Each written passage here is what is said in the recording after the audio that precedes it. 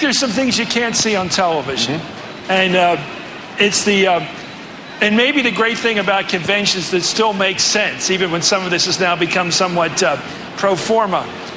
You bust your hump to get elected delegate. You got to go out and work for it. You got to spend your hours and hours and hours of going around canvassing, doing the job, fundraising. It's a big deal to get your foot in the door.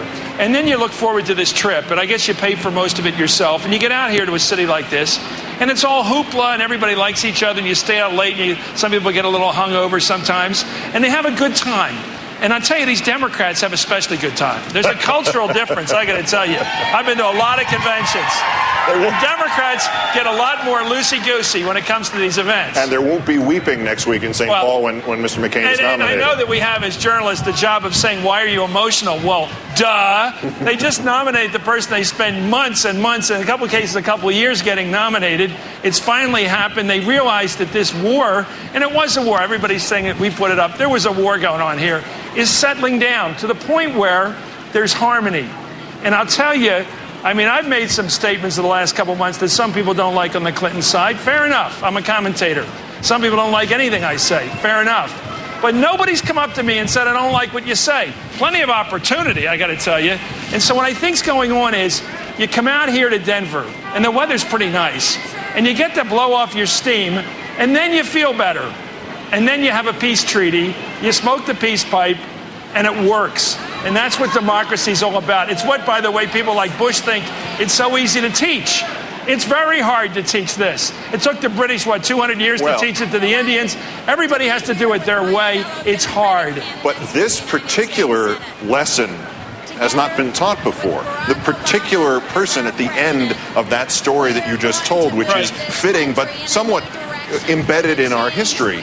This is a new conclusion to that story. This is an African-American man nominated by one of the leading parties in the Western world to lead the government of the country.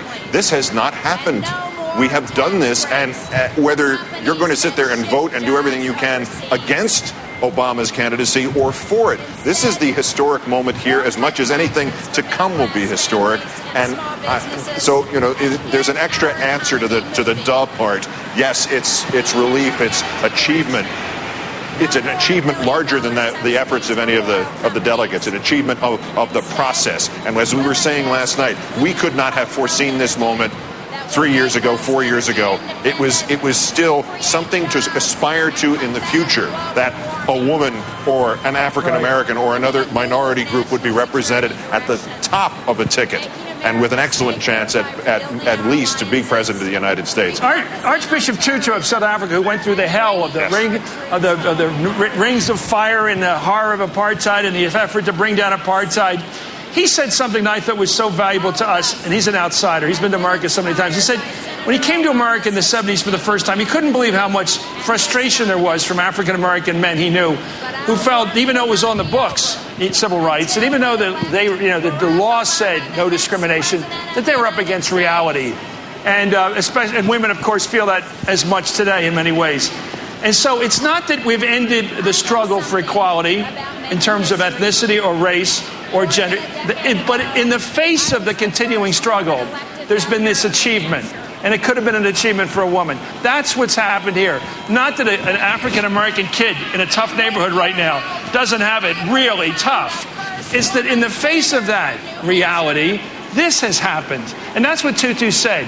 And it's not happened anywhere else. Not in France or Russia or London or any of the Latin America. A guy from a different ethnic group, an African-American in this case, has come on against the current history and has done this. That's what's astounding. That's why people are crying.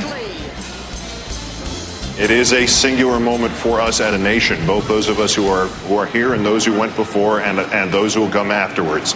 This was a milestone right here, and moments throughout this campaign seemed ready to sabotage either of the achievements that could have come on this day.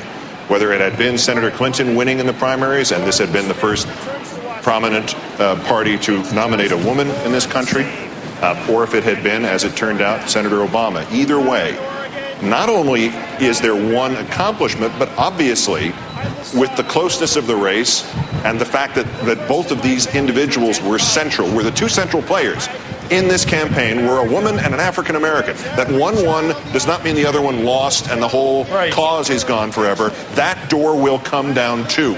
There will be a woman president of the United States. That's what we saw in addition to the fact that there is now an African American candidate for president of the United States. Two doors came down. They can join those two things together in this unity movement that began here in Denver or solidified here in Denver, and they hope will carry them to the White House in November. As you said last night, that is the condition of victory. If Barack Obama fails beginning tomorrow night to carry the baton of women's equality forward in a way that Hillary Clinton was carrying it so historically, he will fail to win in November, because the deal here is that he comes out of this convention carrying the cause of Hillary Clinton as well as his own cause. That's the marriage. I shouldn't say the marriage. That's the compact that's coming out of here. The compact of Denver.